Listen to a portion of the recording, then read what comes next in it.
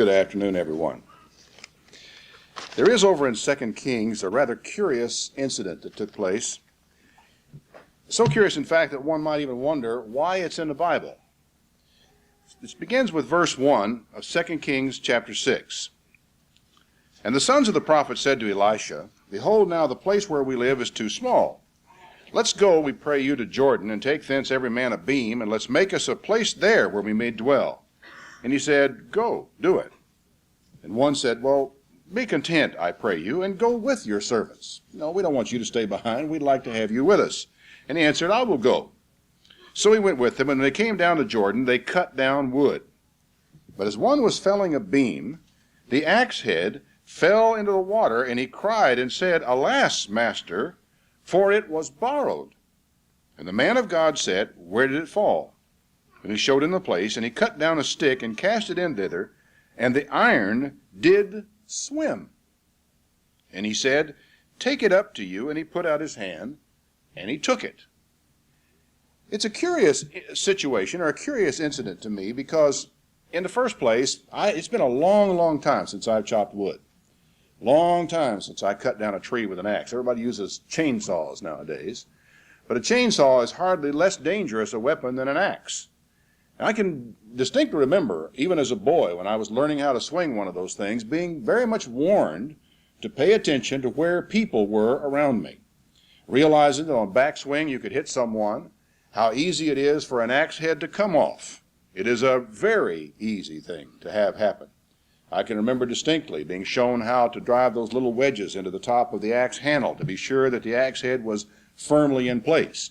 I can remember starting to use one that was loose and wiggling on the shaft and getting chewed out for it and corrected and saying, you don't do that. I remember hearing of an incident where an axe head flew off on the backstroke where the man hit another man, flew loose in the air, hit a man in the head and killed him dead, right on the spot. So I have to realize that any axe man ought to know that an axe head is a dangerous item, and having it fly off the handle of an axe is as the result of negligence on the part of the axe man, in some measure, some degree. Now, having said that, I have to say to myself, all right, here this man lost the head off of a borrowed axe. He was very concerned about that because of the obligation and the responsibility for borrowed tools.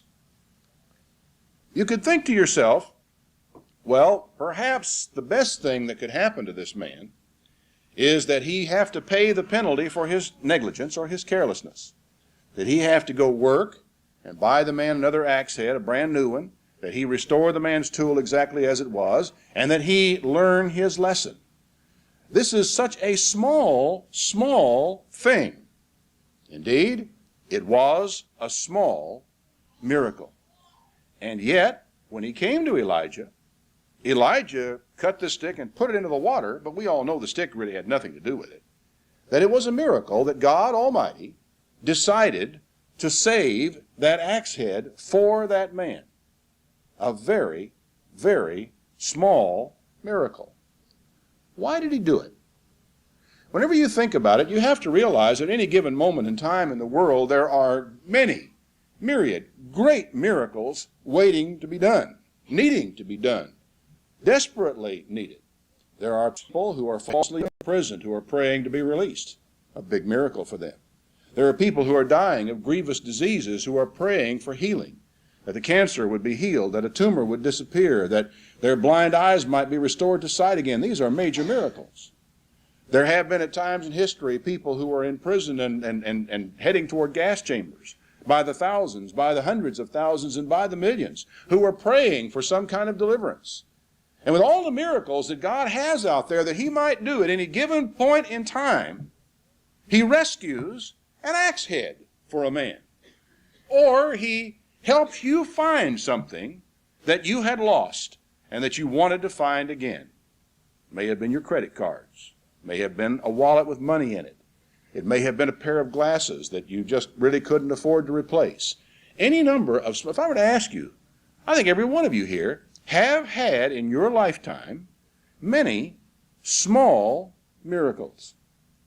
And when you think about it, while you were receiving that small answer to prayer, how many huge miracles went unperformed. Didn't happen. Why do you suppose that type of thing happens? And why would God bother with a small miracle? I think back to Jesus, who has attended a wedding in Cana. And the wedding is going on. Everybody is enjoying themselves, but all of a sudden they ran out of wine. Whose fault was that? Who arranged it? Why not let them learn the lesson? Why not just say, well, next time you had better have more wine here? But Jesus' mother came to him and says, they've run out of wine. He said, woman, what have I to do with you? And I don't know what he meant by that exactly. But then he said, have them bring me some water pots. You all know what happened. They had these large water pots, giant water pots. They filled them all up with water. And then he said, I want you to take that, dip in there, take it, and deliver it to the governor of the feast. And when they did, it was water that had been made into wine of superb quality. It was just a small miracle. It was really unnecessary. Nobody would have really been seriously hurt. In fact, there probably would have been some people that would have gone home sober who actually went home drunk if that miracle had not been performed. Just a small miracle.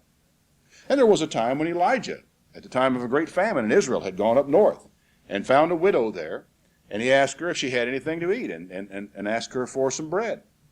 And she said, well, all I have here is just this little measure of meal and a little measure of oil, and I was going to prepare that for my son and myself, and after that, we were going to die.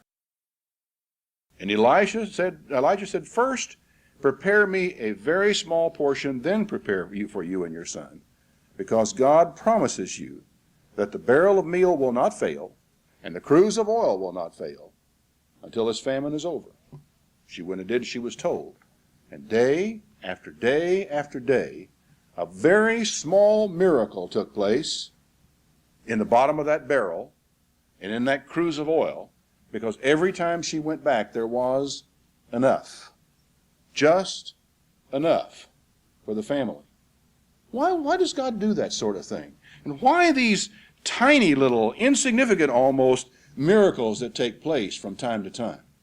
I think sometimes we may not understand God as well as we think we do. If you turn back to the 10th chapter of Matthew, to a rather familiar and rather interesting scripture with some pretty far-reaching consequences when you think about it. Matthew, the 10th chapter, and we'll begin reading in verse 28. And fear not them which kill the body, but are not able to kill the soul, for rather fear him that is able to destroy both soul and body in hell.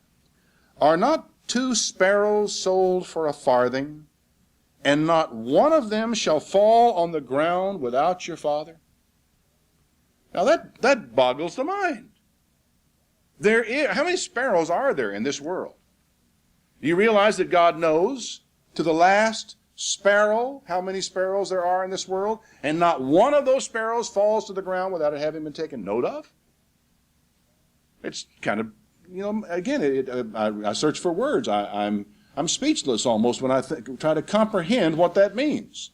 The incredible capacity for detail and awareness of small things on God's part. The detail part you even stumble at almost when you're told in the Psalms that God numbers all the stars of the heaven and calls them all by name. Astronomers haven't even gotten through with them yet, and they've given up on names. They number actually they number galaxies. They can't deal with the stars inside of them in many cases. There are too many. There are too many galaxies for us to call by name, and in each galaxy there are billions of stars. God, we're told, calls them all by name. And if that were not enough, he says in verse 30, but the very hairs of your head are numbered. I mean, how many are there? I mean, what has to be counted? But the fact is, on you, there you sit, right there in your chair. Almighty God in heaven knows the number of hairs in your head and is aware that it was different from the number that were there yesterday. Larry has come up with a new theory regarding that, regarding baldness. He has concluded that the reason why we have to keep on losing hair in our life is that the numbers of hair are numbered. And we got to have hair for all these new children being born in the world, and some of us have to give some up. I'll let him defend his theory to all of you, but It is new theory, at least. The hairs, though, on your head are numbered.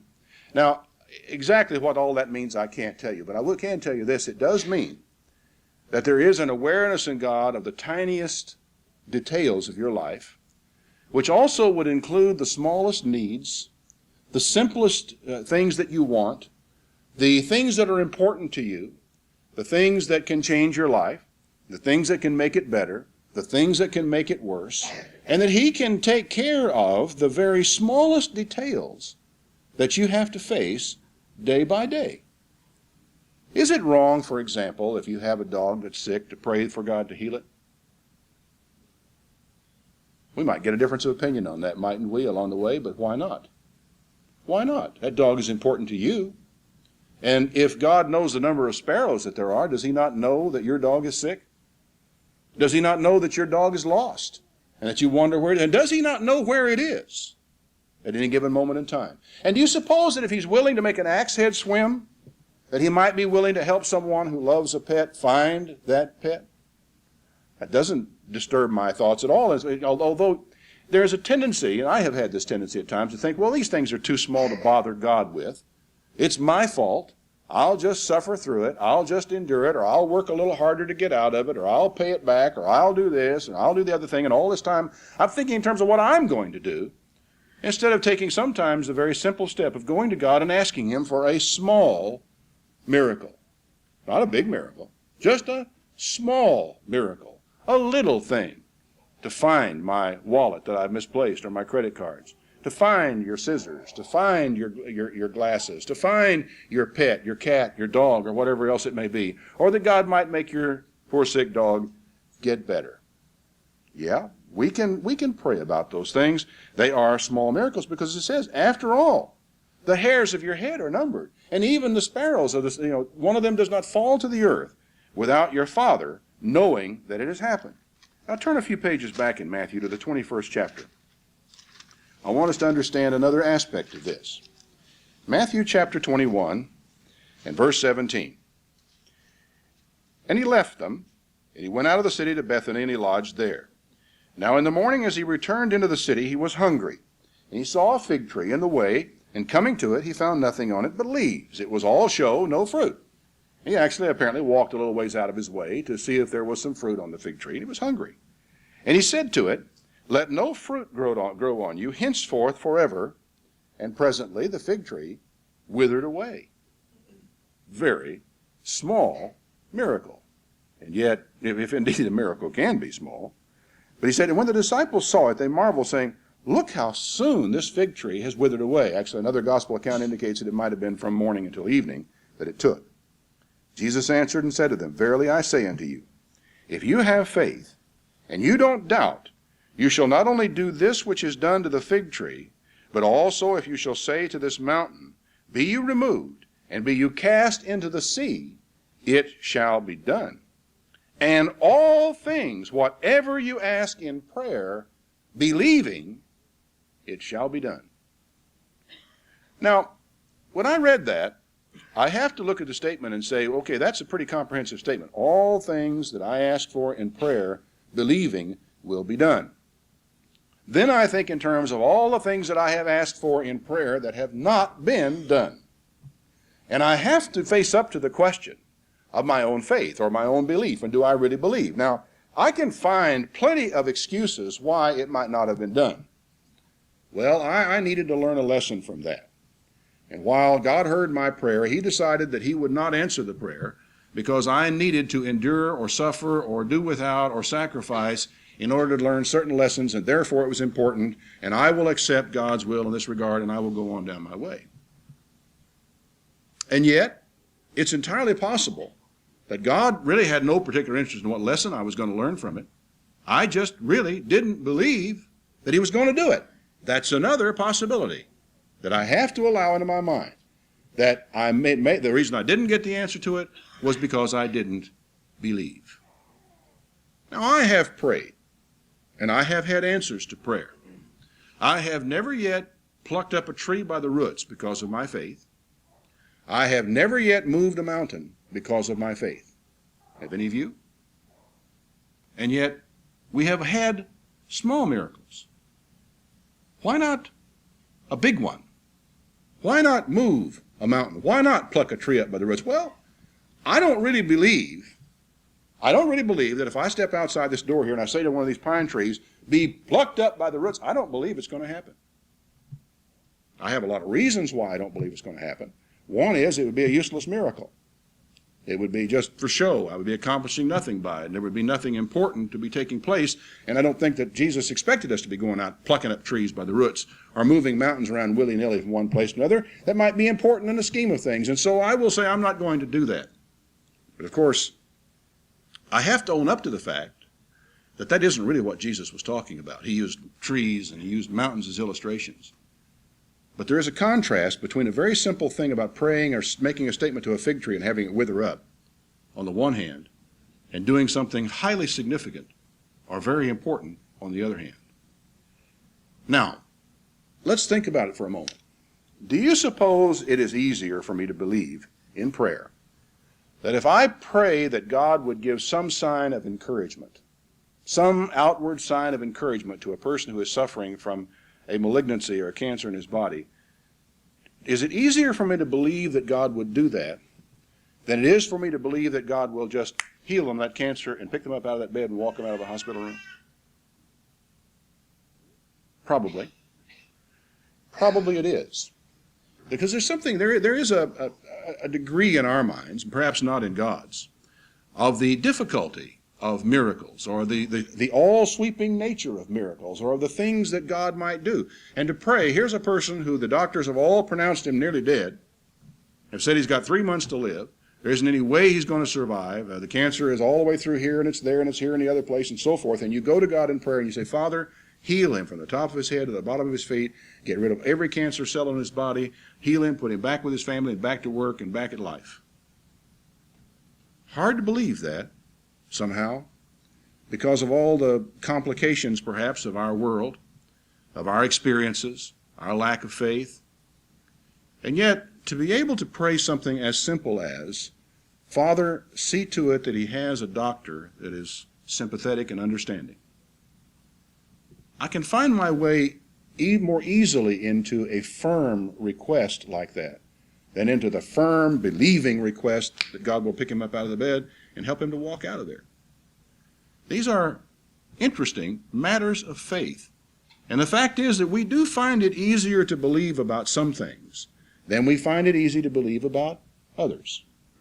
However it may work in your life, that fact is still there.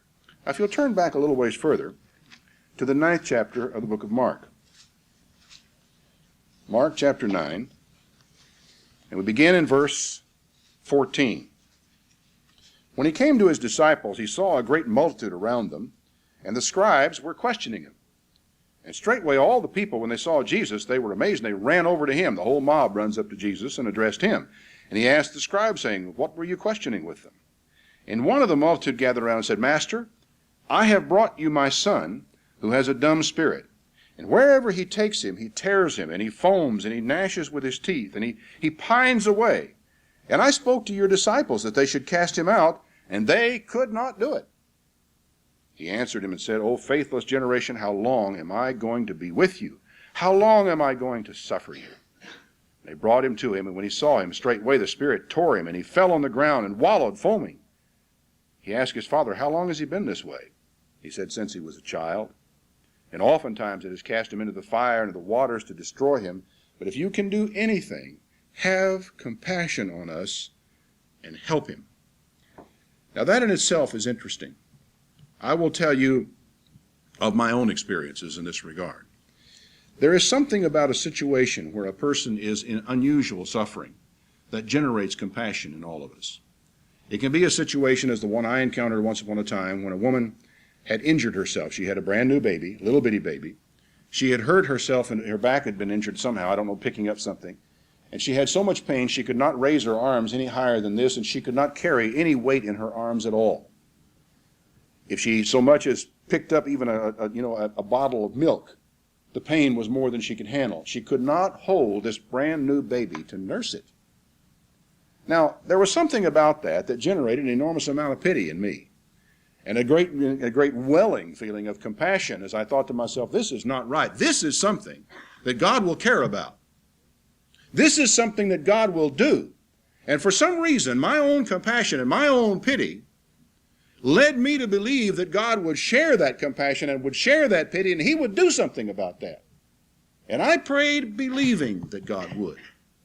And when we got up off the floor from kneeling and praying for her, she raised both hands straight up over her head and said the pain was gone. And she could then hold something in her arm or pick up something, and the pain was not there. I have prayed over them for so many people in my life and my ministry. People have come to me in prayer, and people have had this request or that request. And people have had answers to prayer, and people have not. There have been people who were healed, and there were people who carried on in their sickness and their disease. And I hearken back on that incident in particular because it was one of the points in my life where I was so aware and so believing. And one of the reasons I believed was because of compassion. It is interesting that we find in many circumstances where it says that Jesus was moved with compassion. And out of that movement of compassion in him, people were healed. And here is a situation where what this is happening to this child.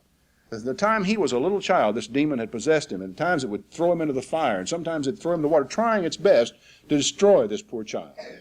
That would move anyone, I would think, to compassion. But Jesus, he basically said, if you can do anything, have compassion on us and help us. In verse 23, Jesus said to him, if you can believe, all things are possible to him who believes. Now, I'm not going to equivocate on that statement for you. I'm not going to apologize for it. I'm not going to explain it away or anything of the sort. Jesus said it, and there it is. It says, if you can believe, all things are possible to him that believes. But it's not so easy to believe. And it's not something you can just work up inside of yourself or come to because you want it to be there. You don't believe because you want to believe. This poor man cried out and said with tears running down his face, Lord, I believe. Help my unbelief. There was a starting point. Owning up to the fact that he didn't believe. Owning up to the fact that he believed part of the way and didn't believe all the way. He couldn't help himself. He was doing all he could, and it was his child. He wanted to believe with all of his heart. And Jesus did help his unbelief. When Jesus saw the people running together, he rebuked the foul spirit, saying to him, you dumb and deaf spirit, I charge you, come out of him and enter no more into him. And the spirit cried and tore him and came out of him, and he lay on the ground like a dead person, and people thought he was dead. Jesus took him by the hand and lifted him up, and he arose. And when he came to the house with his disciples, they asked him privately, why could we not cast him out? Jesus said, this kind can not come forth by nothing but by prayer and by fasting. Now, I'm not sure exactly how to take that statement that Jesus made there. For one thing, in many of the ancient manuscripts of Matthew, it is not even there. And in many of the ancient manuscripts of Mark, the word fasting is mentioned. So I'm not going to try to explain altogether what that means. I do not believe that you and I, by fasting and prayer, can earn faith somehow and accomplish the fact that we can, by means of our prayer and our fasting, we can then get the demon out, because that involves something that we're doing by works, which really depends on the power of God. But nevertheless, it's important for us to understand that these men had cast out demons before. This time, they could not. There was something particularly difficult. This was a more difficult thing to do than certain other demons were to cast out. It required a greater belief. It required a faith that they didn't have, even though they had faith for smaller miracles. Now, what all that might mean and what all the implications of it are, I'm not going to try to even discuss today. You get involved in some theological and philosophical discussions that could go on endlessly. All I want you to understand from this is that there are some miracles that we will have faith for and can believe for, and others that it's much more difficult for us to believe. It almost boils down to the fact that in some ways for you and I, it is easier and more likely for us to find the small miracle than it is to find the big miracle, whatever the difference between those two might be. Yet, we cannot ignore the importance of belief. In chapter 11 of Mark, in verse 22, Jesus said, "Verily I say unto you that whosoever shall say to this mountain, Be removed and cast into the sea, and shall not doubt in his heart, but shall believe that those things he has said will come to pass, he will have whatever he says. Therefore I say unto you, what things soever you desire, when you pray, believe you shall have them, and you shall have them." Now, just a few pages back in Matthew again, there's another side to this that we should notice. Matthew the 13th chapter, and verse 53. It came to pass that when Jesus had finished these parables, he departed there, and he was come into his own country. He taught in their synagogue, insomuch that they were astonished, and they said, Whence has this man this wisdom and these mighty works? Is not this the carpenter's son? Is not his mother called Mary, and his brethren James, and Joseph, and Simon, and Judas? And his sisters are all right here. Why, he is just one of them. Why should he have all these things? Now, it's a very simple equation here. You sit down and you apply your mind to this. Now, my mind tells me that there's his brother, and there's another one of his brother. There's his mother back there, and here are his sisters sitting over here. He's one of us. He was a carpenter and a carpenter's son. He grew up among here. I've known him since he was a boy. What makes him so special? And all these things that they reasoned their way to brought them not one step closer to belief. In fact, it would seem that it took them a lot further away from belief. That things, that circumstances, that reason, that rationale, explanations don't move you to believe. They said they were basically offended at him. But Jesus said to them, A prophet is not without honor, save in his own country and his own house. And he did not many mighty works there because of their unbelief. Was it a decision? Actually, one of the accounts seems to say that he could not do mighty works in an area because of the unbelief of people. I think we need to understand, in a way that we may not have understood, the importance of small miracles as they relate to our belief. In Luke the 16th chapter, and beginning in verse 10, He that is faithful in that which is least is faithful also in much. He that is unjust in that which is least is unjust also in much. Isn't that an interesting concept? God puts all sorts of small things under our control. He puts us in charge of little things like money here on this earth, little things like houses and maybe property, little things like possessions, little things like relationships with other people, and he expects us to be faithful in the way we carry out those things. He expects us to be honest in our dealings with one another, because if we will lie to one another in little things, we'll lie when it comes to big things, right? Sure we will. If we'll steal a small thing from an employer, time will come, if it suits us, if we need it, we might very well steal a big thing from our employer. He who is faithful in that which is least is also faithful in that which is much. I think also we might even go beyond that to realize that a man who is able to believe in small things can come to believe in larger things. Take, for example, the Lord's Prayer. Our Father who art in heaven, hallowed be thy name. Thy kingdom come, thy will be done, on earth as it is in heaven, and so on. What do you ask for in this prayer? You say, Give us this day our daily bread. Forgive us of our sins, as we forgive those who sin against us. You know, in a way, giving you your daily bread is a very small miracle. It is such a small miracle, in fact, that most of you really do not think of it as a miracle at all. You have total confidence that there will be food on the table for you somewhere tonight, don't you? You do believe that? You don't have any trouble believing that, do you? In fact, you are able to believe that your food will be there when you have not even thought to pray for it and to say to God, Give us this day our daily bread. But Jesus, in the model prayer, says, Simple things that you need in your day in and day out life, you should ask God for. And in the process of asking Him for them, what are you doing? You are acknowledging Him as the source of those things. And you begin to come to realize that God's work is there every day, every way, every part of your life. When your children come home at night from school, it is a small miracle. For don't you pray that God would keep them safe? And don't you realize how many children there are who have not come home from school and have never been seen by their families again in our world? You think it's a smart thing maybe, or a wise thing to say, Father, bring my children home safe? It's a small miracle, but it's a miracle, just like your daily bread. There are so many little things that you can ask for day in and day out. And you don't ask for them sometimes, so you don't have them. Or you don't ask for them and you assume that you're the one that's getting them, whereas God is actually the one who is making it possible for you to get the things that you have and the things that you do.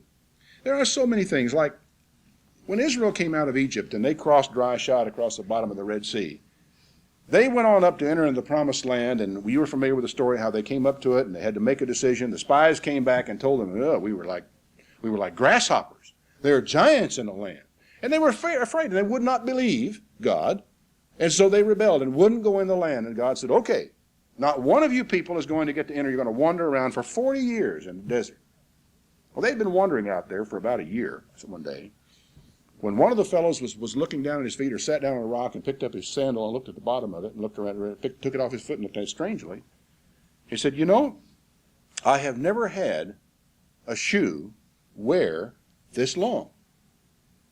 And someone else said, well, you know, I haven't either. And he looked at his. They began to notice.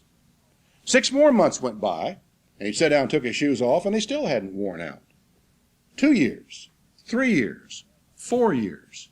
Apparently, if we're to understand the account in the Bible, in 40 years of wilderness wandering, their shoes did not get old on their feet. A very small miracle. They could have made more shoes, but God did not leave them without some measure of encouragement, awareness of Him, of His willingness to help them at the bottom level of their life. The thing that separated between their feet and the ground didn't wear out.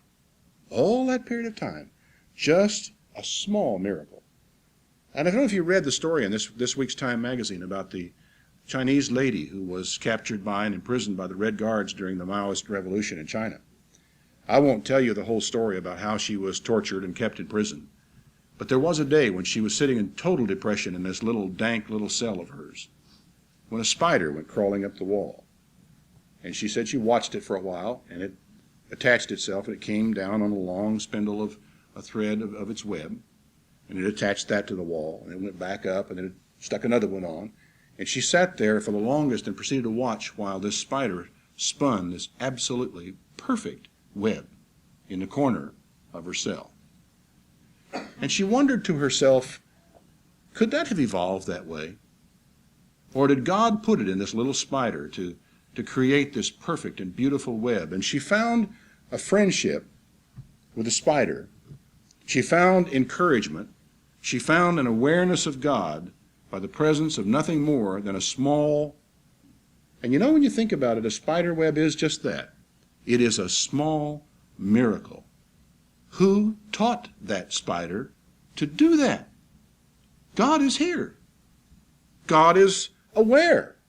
God knows. That spider did not die without God knowing that it was dead. She found tremendous encouragement and strength and awareness in that. You know, there is a statement in the law about the responsibilities of the priest in offering up incense before God. They would actually go in and they would have placed, they had coals put on a little altar in a little cup, and they actually put incense on this altar that smoke went up. We are told that incense and the smoke going up from the incense is symbolic of the prayers of the saints. Rather beautiful little illustration, and the priest did this ceremony. The New Testament writers talk about the incense of our prayers going up before God. But there's an interesting thing about that, sometimes overlooked by people in the ceremony. The priest was not merely to take great chunks of incense and put them on that fire. He was to put the incense in a pestle. He was to take a mortar and slam it in there. Actually, I don't know which is the mortar and which is the pestle, but I mean, the mortar is what he puts it in. The pestle is put in it to crush it. And he was to beat it up very, very fine, little bitty pieces. And these little bitty pieces were to be put on the coals, which of course made more smoke and more odor that went up. Does that tell you anything? Any lesson to be learned from that about prayer? Because you see, most of us pray in chunks. We sort of gather all our miracles up in one thing, and we say, well, God, heal him of cancer. That's big chunk. But you know, sometimes what may be needful for this person who is in hospital and sick right now may be that someone would come in and sit down and talk to him for a while. It may be the most important thing that could happen to him. God knows that he's sick. God has heard his prayer to be healed of the cancer. But what he needs now, what he needs at this moment of time, is someone who cares enough to sit down and talk to him for a few minutes and help him to get his mind off of it, maybe help him to get certain things in his life in focus for the moment. What he may need right now is to know that somebody cares about him. He may need the phone on the bedside to ring and pick it up and hear the voice of an old, old friend. You may even be that friend. In fact, you ever think about the fact that it occurred to you, you almost forgot it, and all of a sudden you say, hey, John is in the hospital, I had better go down and get something for him. You go by and you pick up a fruit basket, and you get it all together, and you go down to the hospital and you put it down there and you say, how are you? And you sit and you talk to him, go away feeling so good. It may never have crossed your mind that the reason you were there was because someone else had prayed that you would be there, and that you yourself were a small miracle. Small answer to prayer. Someone who couldn't be there said, Father, send him some encouragement. Send him somebody that will help lift him out of his discouragement and his despair and get his mind on better things again. He needs that right now while he's waiting on you to heal him. Now that is a really small miracle. And yet, you can pray for it, and you can even be the answer to it in certain cases. And it really makes you wonder sometimes how often you have answered prayers yourself and had no idea that that's what you were, that you were actually a small miracle sent by God to do something that someone else had asked to be done. Sure.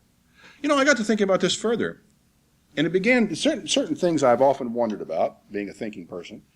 I've often wondered, what difference does it make if 40 people pray for this person, or 1, or 2, or 3?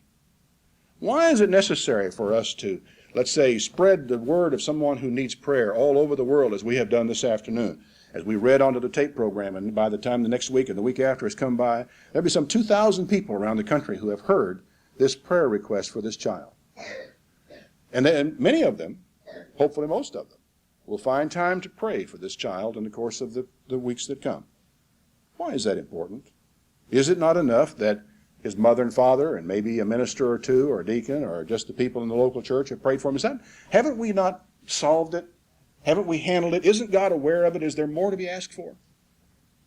Well, when you understand perhaps that big miracles may be composed of a whole lot of small miracles, and that the small miracle that you ask for may not be the small miracle that I ask for, then maybe a lot of us asking for a lot of small miracles may be what go to make up a big miracle. I don't know. It's just something to think about. That God works in mysterious ways and strange ways, and there are some things that we do know about prayer. We know that intercessory prayer is important. We know that it's important for a group of people to pray for someone who is sick or someone who is in trouble or someone who is in jail, as was happened, as the brethren would gather together and pray for Peter and pray for the others, that group prayer and collective prayer and the prayer of many people was sought earnestly and seriously by people because they believed that more people praying about something really did make a difference. It's easy to rationalize yourself into thinking, God knows about it. I've prayed about it once. I've prayed about it twice. I've prayed about it 3 times. There's no point in bugging God about this. There's no point in badgering God over time. And yet, Jesus tells us categorically, giving us 2 separate parables so that we might know that men ought always to pray and not to quit. The parable of the unjust judge and the parable of the importunate friend, who he says, even though he wouldn't get up and give it to him because he was his friend, he gave it to him because he kept on asking. And for a lot of us, really what we need to be doing is asking for the small miracles day in and day out, because we can believe at that level. And I can't help but think that the answer to a lot of small miracles prayed for would make an enormous amount of difference in my belief when the time comes for me to ask for a big miracle.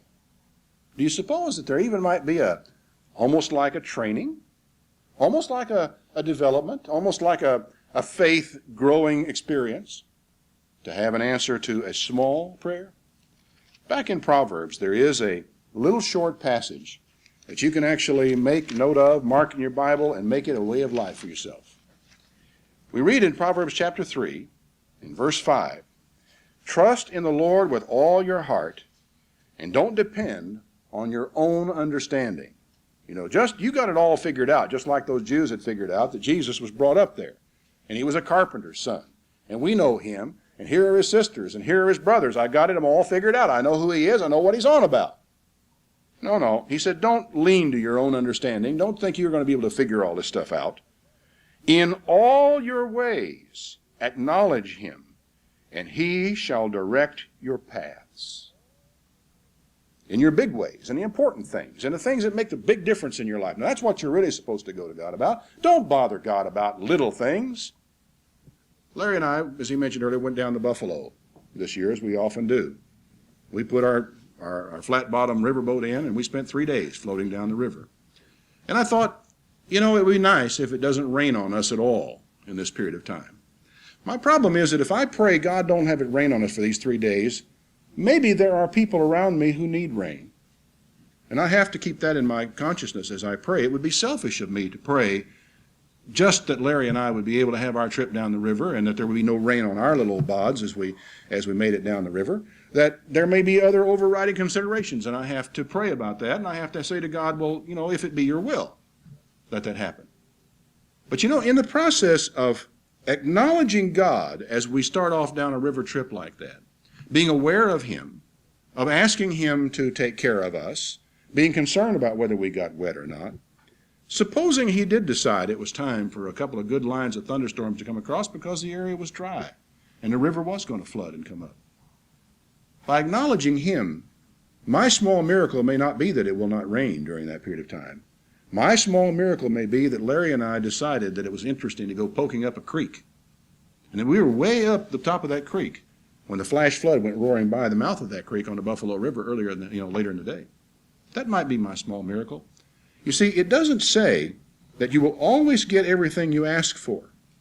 It says, in all your ways acknowledge him, and he will direct your paths. Maybe we need to give a little more thought to the small miracle.